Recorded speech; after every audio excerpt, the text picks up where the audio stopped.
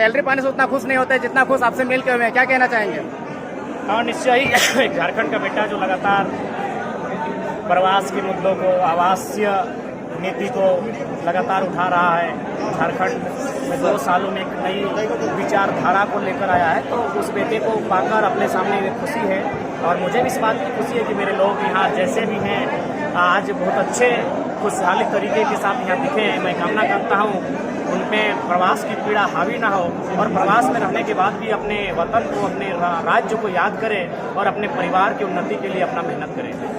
बेंगलोर में माइक्रोसॉफ्ट, विप्रो जैसी बड़ी बड़ी कंपनियां हैं, क्या झारखंड में भी इस टाइप पे आईटी सेक्टर को डेवलप किया जा सकता है? बिल्कुल किया जा सकता है। झारखंड में किसी भी चीज़ की कोई कमी नहीं है। झारखंड में उद्योग से लेकर आईटी सेक्टर की स्थापना हो सकती है और मुझे लगता है झारखंड में भी आईटी सेक्टर को स्थापना करने की आवश्यकता है, जिससे वहाँ भी जो ऊर्जा है इंजीनियरिंग के क्षेत्र में, आईटी के क्षेत्र में, इसे एक नई दिशा और दशा मिलेगी। अच्छा, झारखंड इतना खनिज संपदा का राज्य होने के बावजूद भी इतना ज़्यादा प्रवासी मजदूर क्यों है? पॉलिसी, नेताओं की नीयत साफ नहीं है। अगर नेताओं की नीयत साफ होती, पॉलिसियाँ बन जाती तो प्रवास की पीड़ा का समाधान हो जाता। अच्छा टाइगर दादा, आपसे हम पूछना चाहते हैं कि झारखंड में बहुत गलत तरीके से जो आदिवासियों का, मूलवासी का जो जमीन गलत तरीके से छीना गया, क्या उसको वापस लिया जा सकता है? कोई ऐसा समाधान है? सीएनटी का प्रावधान है और सीएनटी, उसके लिए हमें कानूनी तौर पे सशक्त होना होगा। और दूसरी बात, जो कानून के प्रहरी हैं, यानी जहां हम केस को अपना फाइल करेंगे, उन लोगों का इस राज्य के प्रति एक बेहतर सोच होनी चाहिए। मुझे लगता है वो सारी समस्याओं का समाधान होगा। उसके लिए राज्य सरकार को भी चाहिए कि सीएनटी और एसपीटी की जो वर्तमान एक्ट है उनको और मजबूत किया जाए, ताकि गैर तरीके से कोई किसी की जमीन ना ले। और अगर कोई कंपनी फैक्ट्री के उद्देश्य से लिया जाता है, जो 30 साल का लीज हो, 30 साल के बाद फिर रिन्यूअल हो, उसका उचित भुगतान करे। इस टाइप से अगर बेहतरीन व्यवस्था बनाई जाए, क्योंकि सरकार को ये सोचना चाहिए, तो मुझे लगता है उनकी जमीन जो सबसे बड़ी संपत्ति होती है वो सुरक्षित हो जाएगी। दादा, आप सभा के दौरान पॉलिटिक्स में चेंजेस करने की बात कह रहे हैं, तो क्या पॉलिटिक्स में अगर चेंजेस हो गए तो प्रवासी मजदूर झारखंड वापस चल जाएंगे? देखिए, वापस मैंने पहले कहा कि ये अगली पीढ़ी की लड़ाई है। देखिए, हम लोग किसी प्रकार का झूठा वादा किसी के सामने नहीं करेंगे, लेकिन हाँ कुछ प्रतिशत घटेगा।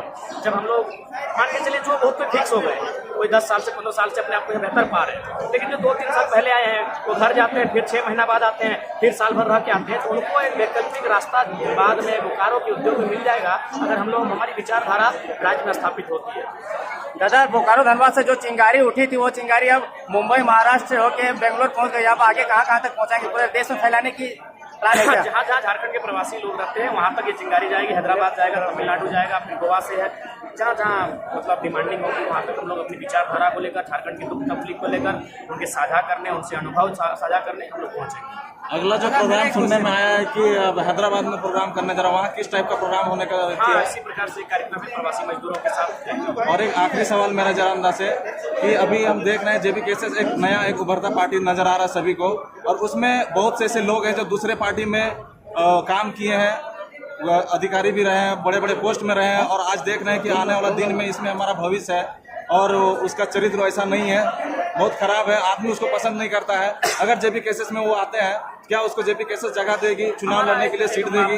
उस मापदंड में अगर वो फिट बैठेंगे तो सोचा जाएगा, लेकिन उस मापदंड में अगर फिट नहीं बैठेंगे तो फिर सोचा नहीं जाएगा। लगातार जयराम महतो के ऊपर साजिश बन रहा है, जहाँ भी सभा जा रहे हैं तो आपके विरोधी लोग तरह तरह के पोस्ट लिख रहे हैं, तो इन सभी चीज़ों से टैकल कैसे कर रहे हैं जयराम महतो? देखिए, मैं मानसिक तौर पे काफ़ी मजबूत हूँ और मुझे लगता है जो लोग मानसिक मजबूत होते हैं उनको नेगेटिव्स लोग असर नहीं कर पाते। हम लोग पॉजिटिव सोच के घर से निकले हैं और हम लोग नेगेटिव में भी पॉजिटिव ढूंढने का प्रयास करते हैं। या तो हम लोग का मानसिक मजबूती के कारण हर प्रकार की बुरी स्थितियों से भी निपटने की तैयारी हम कर रहे हैं। दादा, आप कर्नाटक राज्य में हो, कर्नाटक राज्य में भाषा को लेकर के बहुत कट्टरता दिखता है। यहाँ पे इंग्लिश चलता है और कर्नाटक चलता है, लेकिन झारखंड में भाषा का कट्टरता दिखता नहीं है। क्या स्थापित हो इसके लिए सकता क्या है? है कि झारखंड में चूंकि उद्योग का क्षेत्र है और उद्योग क्षेत्र में क्या हुआ कि बहुत सारे अन्य राज्यों के लोग वहाँ गए, उन्होंने हमारी भाषाओं में मिक्सअप किया, हमारी संस्कृति में मिक्सअप किया, जिस कारण थोड़ा सा हमारे लोगों में अपनी भाषा और अपनी संस्कृति के प्रति जो संबंध होता है, कनेक्टिविटी, वो कहीं ना कहीं कम दिखी। जिस कारण हमारे लोग भी उदासीन हो गए और सरकार ने उसी का फायदा उठाया, अपने वोट बैंक को देखा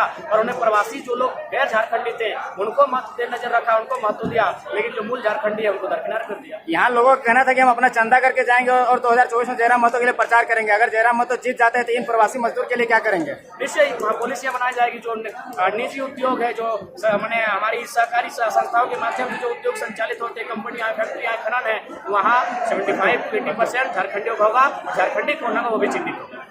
दादा मेरा क्वेश्चन है। चलिए हो गया।